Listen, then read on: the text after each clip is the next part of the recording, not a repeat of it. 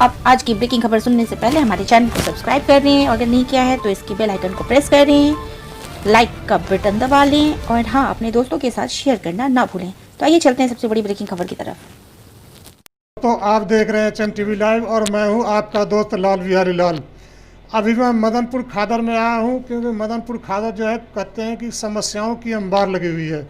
इसी सिलसिले में हम बात कर रहे हैं मदनपुर खादर के डी ब्लॉक के अध्यक्ष राम नरेश जी से। राम नरेश जी, एक बताइए कि ये जब सरकार ने इसको बसाया तो सरकार मूलभूत सुविधाएं देती हैं जिसमें रोटी, कपड़ा और मकान और उस रहने के लिए मकान के साथ साथ साफ सफाई की भी ज़रूरत है।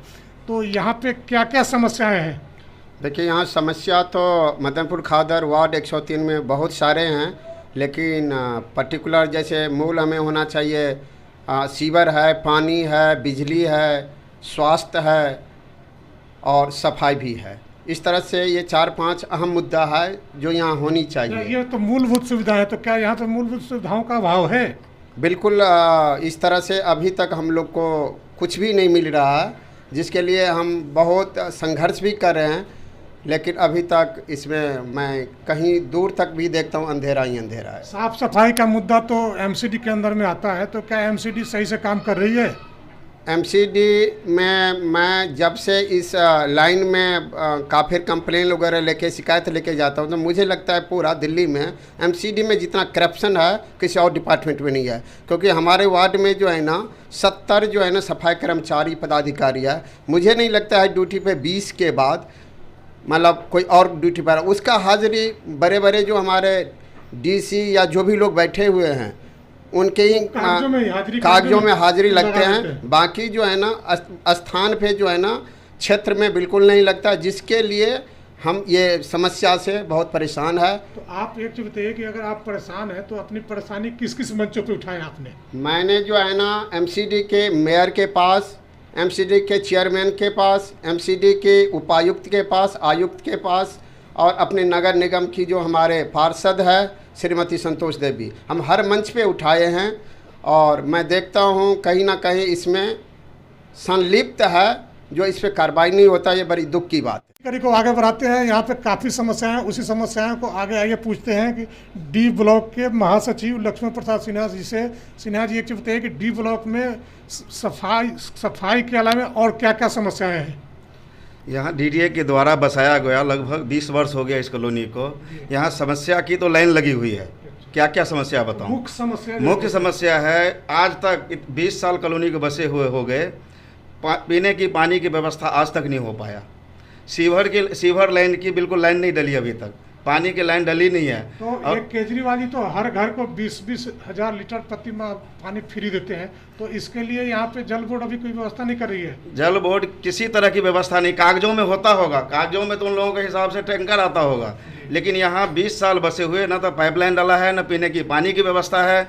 एक ट्रांसपोर्ट की व्यवस्था है जो पूरे 24 घंटे में मुश्किल से 1 बार या 2 बार बसें आ जाती होगी, वो भी नहीं आती।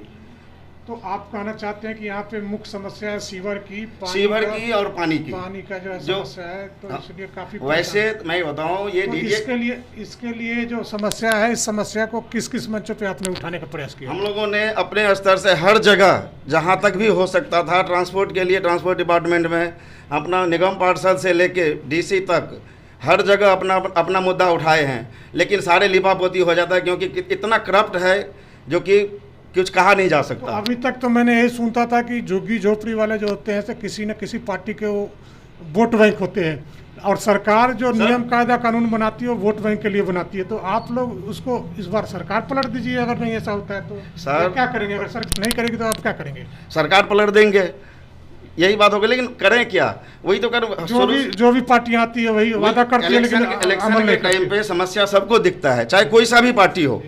इलेक्शन के टाइम पे ये समस्या सबको दिखता है, लेकिन इलेक्शन बीत जाने के बाद यहाँ की ना तो स्वास्थ्य की व्यवस्था ठीक हो पाता है, ना ट्रांसपोर्ट की व्यवस्था ठीक हो पाता है, ना ही आज तक 20 साल बसे हुए पीने की पानी की व्यवस्था नहीं है। ये इससे बुरा और क्या हो सकता है? यहाँ पे पीने के पानी के लिए तत्काल क्या व्यवस्था है? लोग खरीद करके वही ये बोर्डिंग की पानी को खरीद के पीते हैं, वही व्यवस्था है।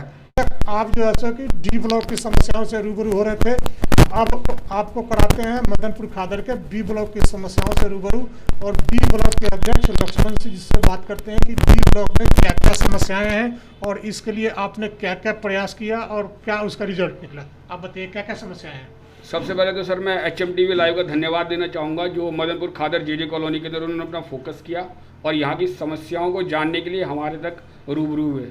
सबसे पहली बात भी सर, मेरे जो B2 ब्लॉक में जो समस्या मेन कि बच्चों के लिए कोई खेलने का पार्क नहीं है, जो दोनों पार्क है वो DD के अंडर है और DD कहती है पार्क नहीं है, किसी और के लिए लैंड इशू हो रखा है।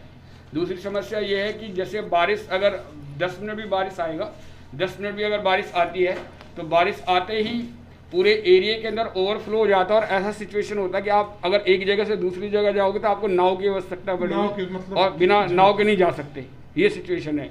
और तीसरी सिचुएशन अब हमारे कॉलोनी में आजकल चल रहा है कि जो खुले हुए जानवर हैं, चाहे वो बकरी है, चाहे वो सूअर हो, चाहे वो गाय हो, चारों तरफ घूम रहे हैं और हर किसी के घर में जा रहे हैं, हर जगह गंदगी कर रहे हैं और उनको उठाने वाला कोई नहीं है।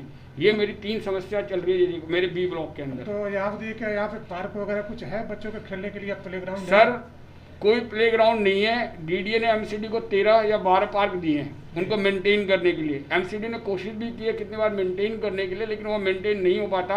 आप जाके किसी भी पार्क का सिचुएशन देखते हैं, बहुत बुरा कंडीशन है, बहुत बेकार कंडीशन है। तो आपने इसके लिए क्या क्या प्रयास किया इसके लिए कि सुधरे इसकी स्थिति? सर JJ कॉलोनी के अंदर ऐसा नहीं लगता कि जितना RW B ब्लॉक और D ब्लॉक काम कर रही है अपने समस्याओं को लेकर के, वहाँ कोई भी RW इतना काम करती है।